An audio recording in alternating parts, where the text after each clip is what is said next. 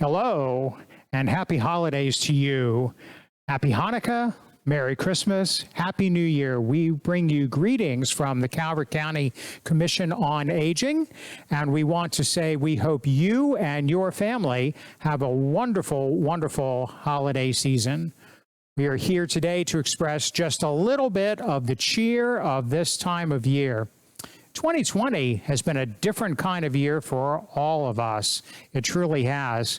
But you know, when we look at the story of Hanukkah and the maintaining of the oil in the temple and how that was done miraculously, it was a time of deep, deep challenge too.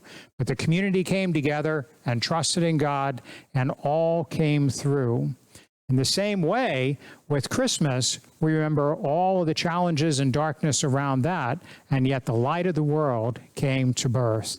It was a wonderful, wonderful time. And so we are here today to say we are with you, and we want to wish you very, very good holiday cheer from your Calvert County Commission on Aging. Let me introduce all of us. To my right is Jeanette and Harriet, Yolanda, Tania, and Betsy. And we are all here to wish you the best of holidays to you and yours. I'm going to pass the microphone now, and Jeanette has a special story that she wants to share with you.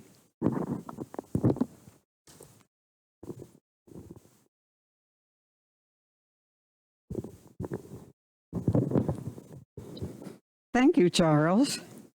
And may I say what a wonderful job you're doing as the new chair of the Commission on Aging. We are so happy about that. I'd like to share a story from Leo Biscaglia's 7 Stories of Christmas Love.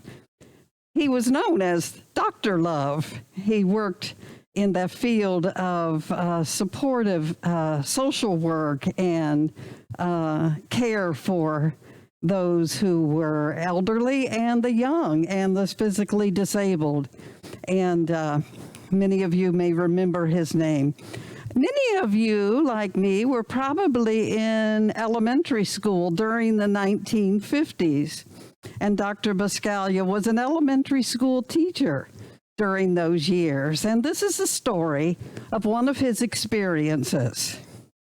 Each time the pressures of a Christmas season began to get to me, and one more piped-in carol assaults my ears in yet another crowded shopping mall, I think of a Christmas so many years ago when I was a very young teacher. The school was alive with activity as we prepared for the special days to come. There was much to do. We had to decorate our classrooms, rehearse our parts in the Christmas play, plan the trip to sing in the local retirement home, and of course, make the much anticipated gifts for Mom and Dad. One day prior to the holiday break, I was called to the principal's office.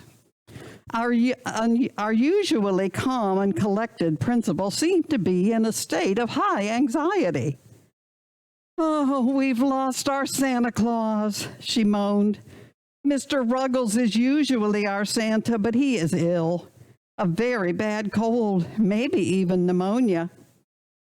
Well, I couldn't imagine Mr. Ruggles, the school custodian, being ill. He was a large, jovial man with a bright, sunny face and rosy cheeks that would be the envy of any Santa Claus.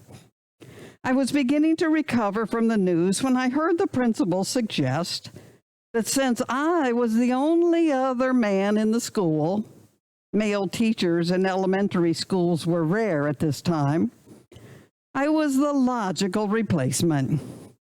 She explained that she herself had considered replacing him, but a woman Santa just wouldn't do. "Oh, I know you'll do it," she said. "You would never disappoint the children." The idea sounded like madness to me.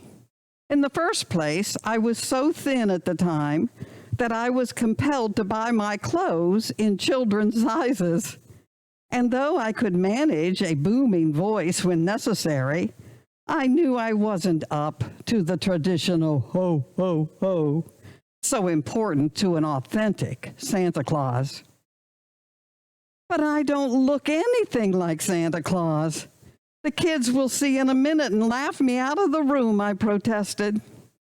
Nonsense, she assured me. You'll make a magnificent Santa. It's nothing. All you have to do is visit each classroom with a bag of toys. When you see the children, greet them and be merry. Pass out candy canes, then make a fast exit to your next room. I'll carry the bells. But, I tried to interject, but though I could see it was useless. She was already dragging me into her office, where she had a large Santa outfit draped across her desk. Now get into it quickly, she said. Well, what about my classroom? I made one last effort. Oh, never mind, we've got it covered. But I'll make a miserable Santa. Well, even a miserable Santa would be better than none at all, she replied, and left me to change clothes. In a few minutes, she was back, stuffing pillows inside the Santa suit, fitting the cap to my head over the white wig, gluing on the beard, and painting bright rosy cheeks and lips on my face. When she was finished, I looked in the mirror and was pleasantly surprised to discover that I actually made a respectable-looking Santa. Come on now, the principal encouraged me. Let's have a big Christmas smile.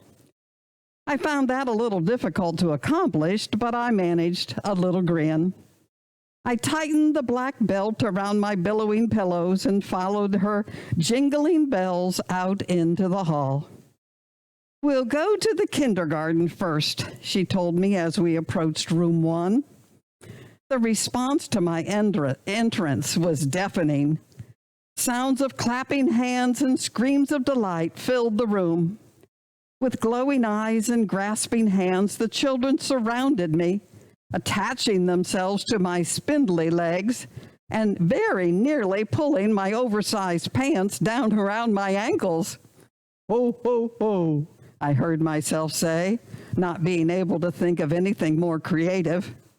Have you all been good boys and girls? Yes, came the joyous response. Now, John, said one of the more poised girls in a rather motherly tone of voice, he hasn't been good, has he, teacher? Well, stammered the teacher, rather stunned, he's trying. I have candy for everyone, I said. In an instant, I was downed like a quarterback in a failed play, inundated with tiny bodies bursting with anticipation. With a firm voice, the teacher saved me from suffocation. I quickly regained my lost dignity and took the occasion to hand out the candy canes to the eager, extended hands. I had never seen such happy faces, such unaffected joy.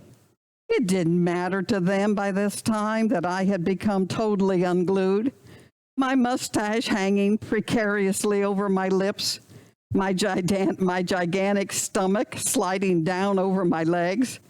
None of these things mattered to the children. I was Santa Claus, and that was all that had any real importance. This joy-filled spirit was evident in each classroom, no matter the children's ages. Though I had felt awkward and tentative at the start, I was soon caught up in the wonder of what was happening. I found myself behaving like the kind old man himself, the giver of good things, the renewer of hope, the dispenser of magic. For a while, I was certain that I could actually make dreams into realities, turn the mundane into wonder. For the first time, I realized how powerful the symbol of Santa is. With a ho, ho, ho, he has the power to paint a drab classroom the color of sunshine and turn an often cheerless school into a wonderland. When I returned to the principal's office 15 classrooms later, I was in a pretty ragged state. I removed my costume and makeup. The principal and teachers streamed in and out to offer congratulations on my stunning performance and to assure me that I had saved Christmas at that school. Most of the cars were gone when I went to the school parking lot later that afternoon. I had left Santa Claus where I'd found him, draped over the principal's desk. As I was about to open the door of my car, I saw one of the children coming toward me, devouring the candy cane Santa had given him. "How did you like Santa Claus?" I asked him. "Oh," he answered, "you were great, Mr. B." I was stunned. So the children had recognized me all along, yet it hadn't mattered. They hadn't expected the real Santa Claus. Any symbol was fine with them, even a rather ragged, skinny one. Now, during the Christmas season, when I find myself trying to deal with the pressures of the time and all the trappings of a commercialized Christmas, I stop and recall what the children taught me on that special day. It isn't the Santa Claus suit that makes a Santa, any more than it is the tinsel, colored lights, and sounds of cash registers that make Christmas. Then, like a child, I gather my gifts, and savoring a candy cane, I start for home, renewed and ready for the celebration and true wonder that is uniquely Christmas. I'd like to close with this little quote from John Greenleaf Whittier.